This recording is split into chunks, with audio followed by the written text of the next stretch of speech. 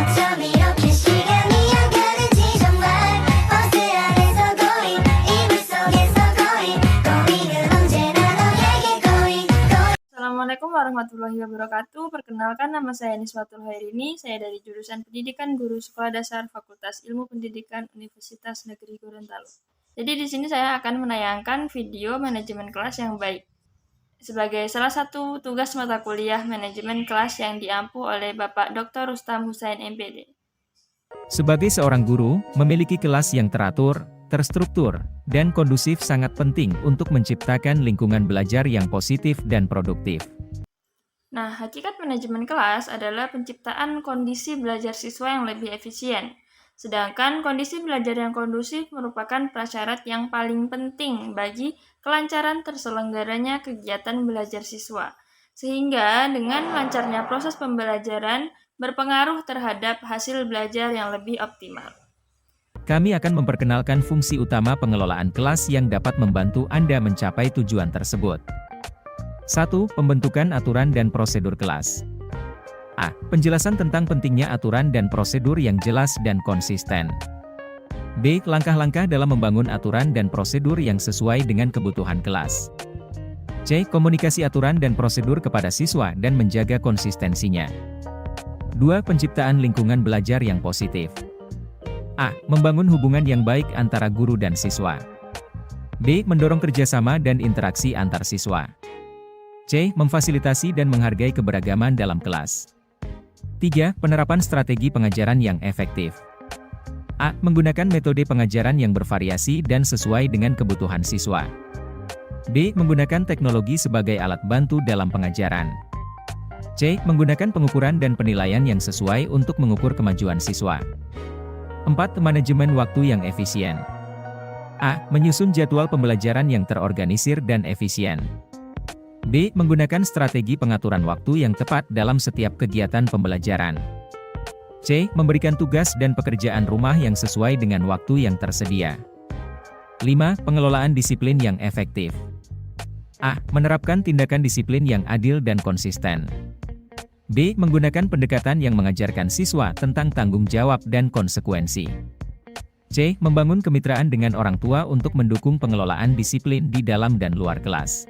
Nah, untuk menciptakan kelas yang efektif sangat diperlukan keterampilan guru yang dapat dan mampu dalam mengelola kelas pembelajaran agar selalu dapat terpelihara dengan baik. Menerapkan tindakan disiplin yang adil dan konsisten adalah langkah penting dalam menciptakan kelas yang lebih baik. Berikut ini adalah beberapa cara untuk menerapkan tindakan disiplin yang efektif. 1. Tetapkan aturan dan harapannya secara jelas. Mulailah dengan mendefinisikan aturan kelas yang jelas dan harapannya kepada siswa. Pastikan aturan tersebut disampaikan dengan bahasa yang mudah dipahami dan konsekuensinya dijelaskan secara tegas. Ini membantu siswa memahami apa yang diharapkan dari mereka dan konsekuensi jika aturan tersebut dilanggar. 2. Jadilah konsisten. Penting untuk konsisten dalam menerapkan aturan kelas dan memberikan konsekuensi yang sesuai ketika aturan dilanggar. Pastikan setiap pelanggaran aturan ditangani dengan konsekuensi yang konsisten dan adil. Siswa harus merasa bahwa aturan tersebut berlaku untuk semua orang di kelas, tanpa ada pilih-pilih. 3. Berikan penjelasan dan rasionalisasi.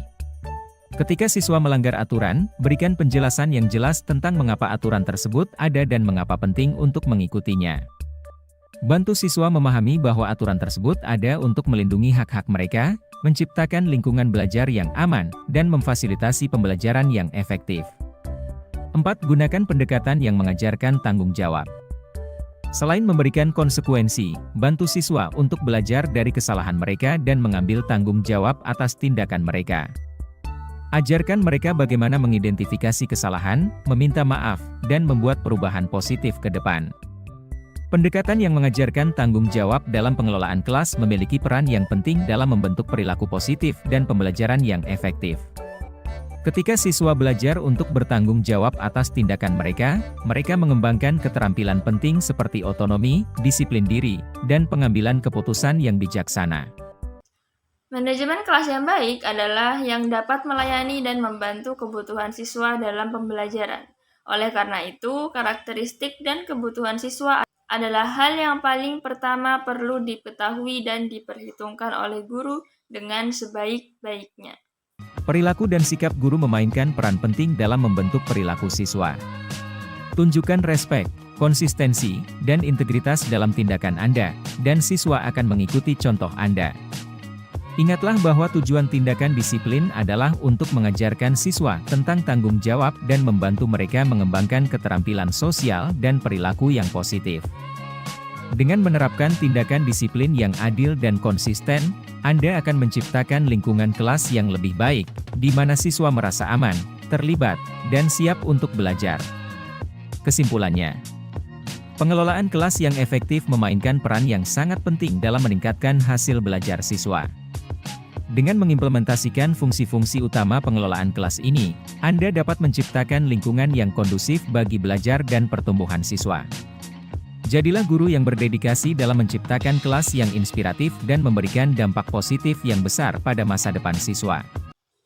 Dalam proses belajar mengajar, seorang guru tidak hanya mentransfer pengetahuan kepada siswa, tapi juga dituntut bisa memanajemen kondisi siswa secara keseluruhan dengan baik.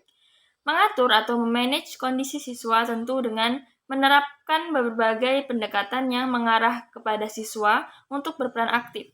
Seorang guru menerapkan sebuah pendekatan yang mengarahkan siswa untuk berperan secara aktif dan menggali potensi yang ada pada dirinya sendiri.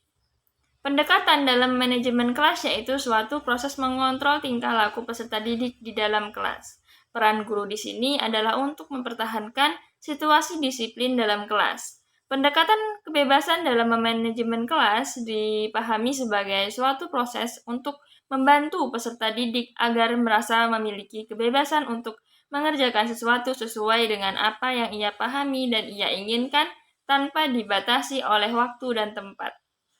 Pendekatan dalam manajemen kelas dilaksanakan dengan memberikan satu daftar yang dapat menggambarkan apa yang harus dan apa yang tidak boleh dikerjakan oleh guru dalam mereaksi semua masalah atau situasi yang terjadi di dalam kelas. Pendekatan pengajaran dalam manajemen kelas didasarkan atas suatu anggapan bahwa pengajaran yang baik akan mampu mencegah munculnya masalah yang disebabkan oleh peserta didik di dalam kelas. Mungkin itu saja yang bisa saya sampaikan, kurang dan lebihnya saya mohon maaf, dan terima kasih telah menonton. Wassalamualaikum warahmatullahi wabarakatuh. Jangan lupa like, komen, dan subscribe.